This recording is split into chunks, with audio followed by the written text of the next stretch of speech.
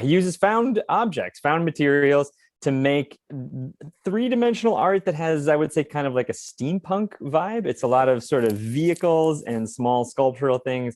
He sent along a few pictures and we said, well, we've got to have somebody go shoot this guy's space. It's always nice when those stories just kind of fall in your lap and you take one look at the picture and you say, sold, I like this. And his space is beautiful. It's everything we thought it would be. It is a controlled chaos of parts of things out of a junkyard, and he fashions them into something beautiful and has just gotten to where he wants to share them with the world. So we were happy to facilitate that. In this issue, you've got a profile of a man named John Glawa, who is on an interesting crusade. What is it that he wants to prove in the state of Maine?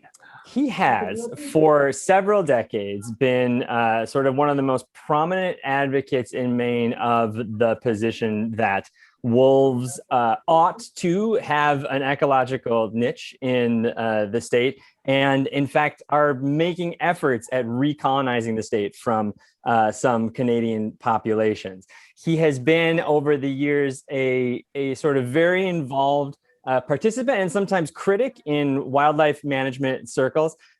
He has run for office before. He organizes an organization called the Maine Wolf Coalition. And now he is I think it's fair to say, a long shot, but serious candidate for governor. There's a moving piece about Alec Hartman. He died in 2019 at the age of 30. He had struggled for years with anxiety and depression, and he was a really gifted photographer. This is a piece that people are going to remember. We owe this to a very wonderful writer, Jenny Finney Boylan, who reached out a while back and said, I met with a friend. She had a tragedy in her life when her son succumbed to some mental health difficulties years ago. And she shared with me his photography. I wanted to share it with you. Alec Hartman is somebody who lived, in some ways, a miraculous life. He saw so much of Maine and so much of the world. It was filled with travel and discovery. He had a really unique way of seeing the world. He also had many struggles. He was on the autism spectrum. He had mental health difficulties. And his family, since they've lost him, have been hanging on to these photos. It's the kind of thing where you just allow yourself to see this state.